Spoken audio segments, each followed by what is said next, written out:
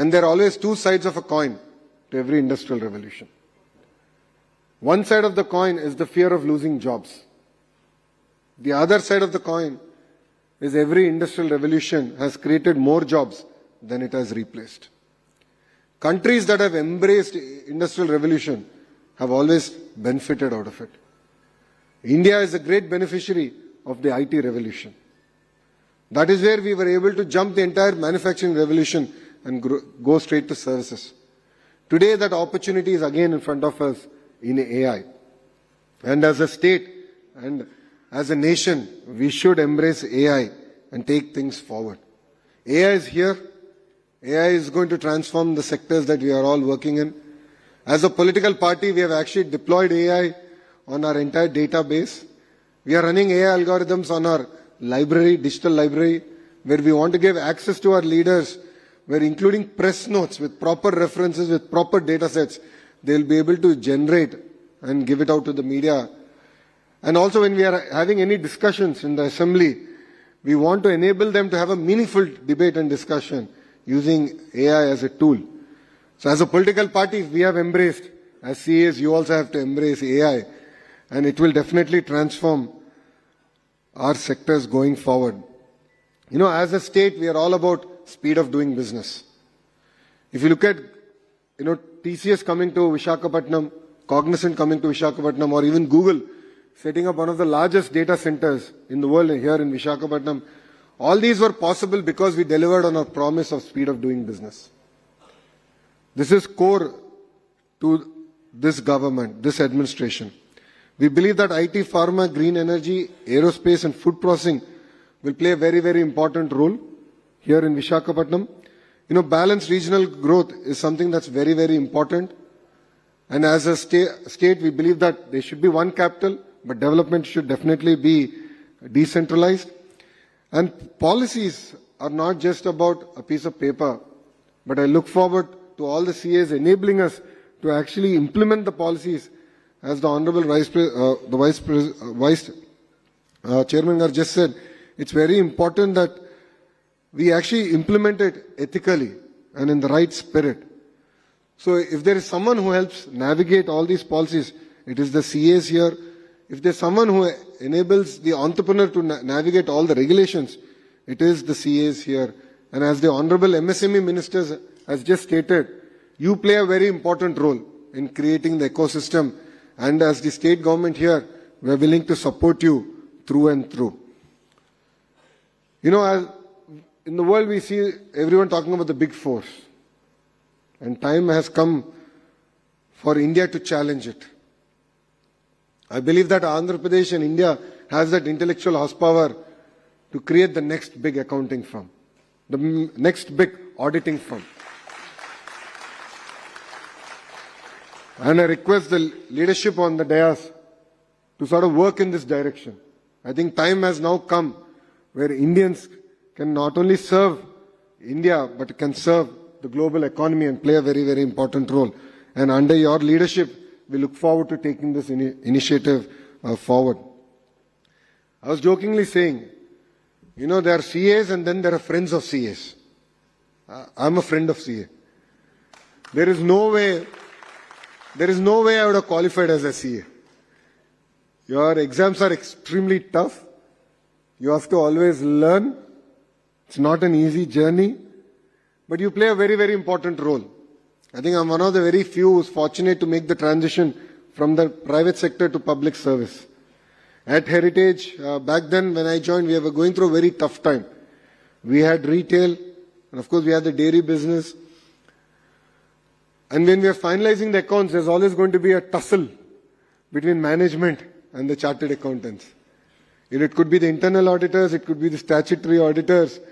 But in our company, it is always the internal auditors and statutory auditors who had the last say. Because the chairman of the board used to be D. Sitaramaya Garu. And Sitaramaya Garu is a well-renowned chartered accountant. And I have learnt a lot from Sitaramaya Garu. And today, if I can analyze balance sheets well, it is because of his guidance to me personally. Andhra Pradesh as a state is going to go through really exciting transformation. We aspire to be a $2.4 trillion economy by 2047.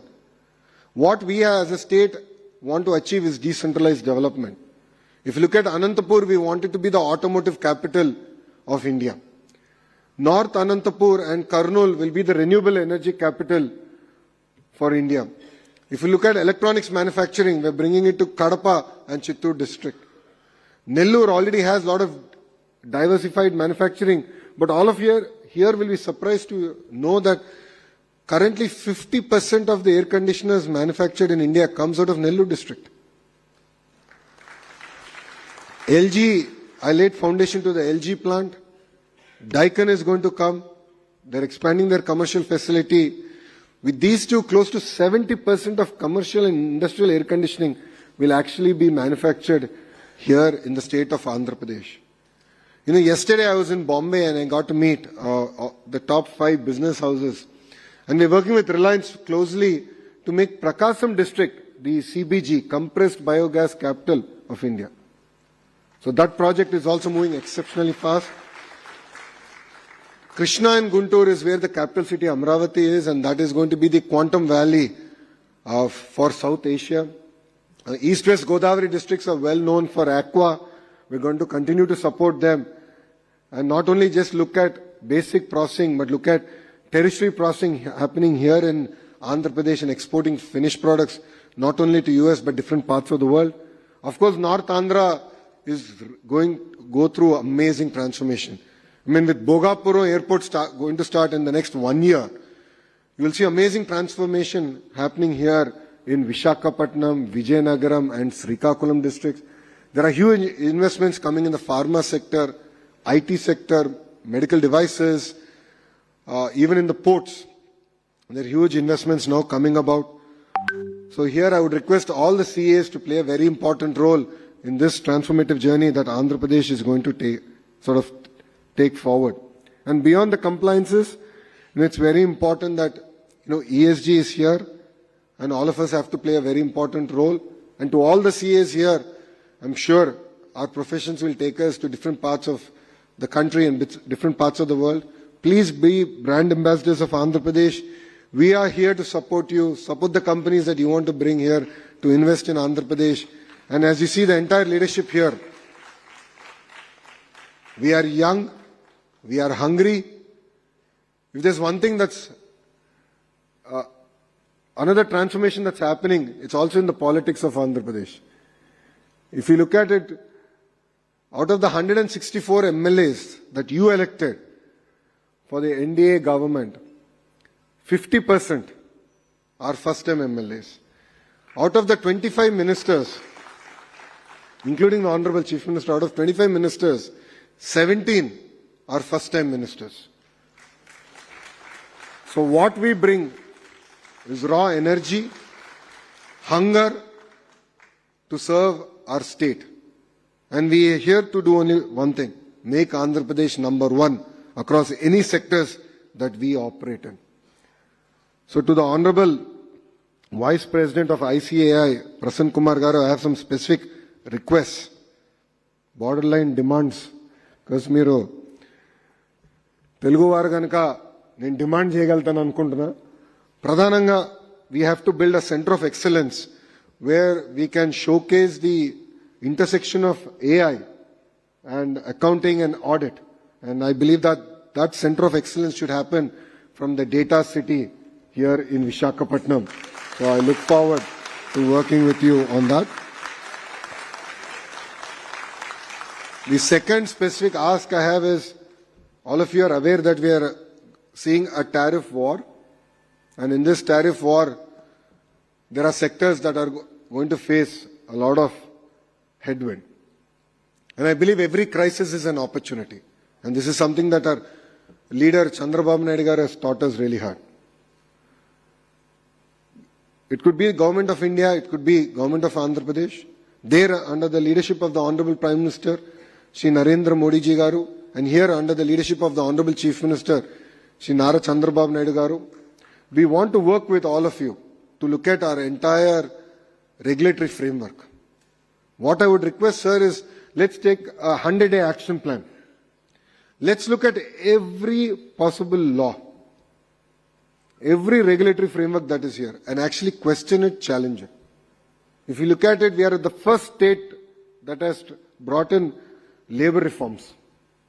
We have passed an ordinance. We are the first state to abolish Nara. First state in the country. We have done it. Ordinance has come out. So we are ready here. We are ready to transform ourselves. So let's look at if you can create a small working group. And Honorable Commerce Minister Piyush also requested this from us. So I need your support to sort of look at every law possible, and we will give you the required AI help. So I'm working with the Tony Blair Institute to find the foremost expert in AI governance and who can enable us to sort of look at each and every law possible and see what are those redundant frameworks that are there that enable politicians and bureaucrats to harass entrepreneurs, and we have to put a full stop to it. So I need your support. I need your guidance to do it. So it's merely not about Andhra Pradesh. I believe that this is something that India truly needs and India deserves. This crisis will give us an opportunity to push these reforms, if I may. You know, India has always brought in reforms when we are pushed to the wall. So the economic reforms that happened in the 90s came out of crisis. And I believe we are going through another set of crisis and we can bring in strong reforms. If all of us have followed the Honorable Prime Minister's speech during Independence Day, he specifically spoke about a task force. And the task force has been already constituted under the Cabinet Secretary. And the Cabinet Secretary is leading initiative at the federal level, at the central government level. But Government of India has also realized that at the end of the day, reforms still have to be implemented at the state. There are numerous concurrent subjects. There are subjects that are more state-specific. So we look forward to working with you on transforming our entire regulatory framework. That is my second ask. And third ask is a word that we have coined, which is ease of living. So day-to-day interactions between government and the citizen should be seamless, friction-free. We are the first state that brought in 700 services on a single WhatsApp number, and we call it Manamitra. But I believe that's just the beginning. Since you interact with the entire ecosystem and you understand really where the pain points are with the state government, we would love you to constitute again a working group, if I may, and share with us saying, Lokesh, here are the 10 things, 20 things, 100 things that we need to change. And as real-time governance minister, I'm really excited to transform all that and truly deliver on the promise of ease of living. So under your leadership, I would request that all these three be delivered to the state of Andhra Pradesh. And definitely we are here to learn. We are here to learn from Punjab. We are here to learn from Gujarat. We are here to learn from even Bihar. There's nothing wrong. I have no qualms. I believe that every state has centers of excellence. Every state is trying to do something unique, something different. And I believe that we have to learn. And, in my openings remarks, I said, one thing that's constant in life is learning. So if there's something that you've seen that other states are doing well, and it's something that fits well for Andhra Pradesh, we are willing to learn. We are willing to implement it. And out of that implementation, of course, take the learnings to different parts of the country. So with this, I'd like to thank all of you for inviting me, having me here. It's really exciting to be part of this ecosystem. Just before I conclude, one thing I would request all of you here, I see a lot of youngsters here. If there's one thing that's missing these days is resilience. I'll again repeat, resilience. In our journey, in our life, we're going to have multiple turns. What's happening today is that majority of us are not having that kind of resilience. Small speed breaker, we're getting too worried. We're getting flustered. And some of them are even taking extreme steps. In the end of the day, I would request all the youngsters to have a clear goal set out in your life. Saying that, okay, 5 years from now, where do you see yourself? 10 years from now, where do you see yourself? I say this because I went through this journey. In 2019, I contested from a seat called Mangalgiri that Telugu Desam party hasn't won for almost 40 years. I think last time we won it was in 1985. So I had the audacity to think that 21 days before election, if I go there, I'll win the seat. I lost. I lost it with 5,300 votes. A lot of people made fun of me. A lot of people said, he can't even win one election, so what's going to happen? I never bothered about it. I said, I have a goal. My goal is very clear. I have to again win that constituency in 5 years, and nothing will take me away from that goal. And that was the agenda with which I worked for 5 years. And touch wood. And touch wood, people recognized it. People were kind. Voters of Mangalgiri were very kind. And I have close to about 270,000 voters, and I won that seat with 91,000 majority. Why am I sharing my failure and success with you? That is life. That is life. So build that resilience, take the road less traveled, and believe me, it is the most rewarding experience that you will have. Because a lot of people advised me not to contest from Mangalgiri the second time. A lot of people told Brahmani, please tell Lokesh to also file nomination in a second seat, just as a backup. So I told Brahmani only one thing. The day I do it, I would have accepted defeat. I said, good or bad, I have chosen a path. Let me see this through. I want to challenge the entire system on why I really can't deliver. And people were very kind. They blessed me. Honestly, I didn't have the satisfaction of having the highest majority. Because Visakhapatnam people gave first and second here. Even now, I have that grouse against you, boss. That much I can say. I have grouse against you. First one is Gajuwaka. Palla Srinas Garki. I think almost 95,000. 94,000 majority. So when I heard, I got 91,000 and I was all excited in the boardroom. My PA, I think, is here lingering around. He came and told me, he said, boss, sorry. Done, Gajuwaka beat you. I said, chalo yaar, second place. Not bad, okay. Unfortunate. So I went, I took the certificate from the returning officer. I came out and I was about to give a press meet. Then my PR came, tapped my shoulder and said, boss, you're now number 3. I said, what happened? He said, then Bhimli beat you. So, unfortunately, I'm number 3. But we owe a lot to Visakhapatnam. As a political party, even in 2019, you have blessed us. You really re-elected all our MLAs here. It means a lot. We owe a lot to Visakhapatnam. And rest assured, in the next 4 years, you will see a very transformed Visakhapatnam under the leadership of the Honorable Prime Minister and Honorable Chief Minister.